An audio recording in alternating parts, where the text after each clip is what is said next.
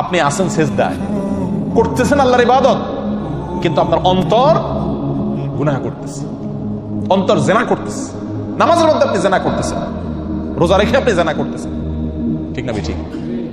প্রিয় ভাই, যদি আমাদের চরিত্রগুলোকে আমরা হেফাজত রাখি, বিশেষ করে যুবক ভাইদেরকে বলবো, যুবতী বোনদেরকে বলবো, এতদিন যা হয়েছে সেটাকে যদি অতীত রেখে জীবনের নতুন পৃষ্ঠা খুলি, আমার চোখ কোনো পরনারীকে দেখবে না, আমার চোখ আল্লাহর ভয়ে পানি ছাড়বে, আমার চোখ আল্লাহর কালাম পড়বে, মায়ের চেহারা দেখবে, বাবাকে দেখবে, হালাল জিনিস দেখবে, হারাম জিনিসে চোখ দেখবে না।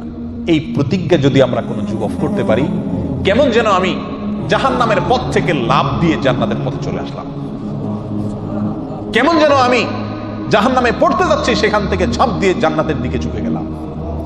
আল্লাহ আমাদেরকে সবাইকে তওবায়ে নাসুহা করার তৌফিক দান করুন।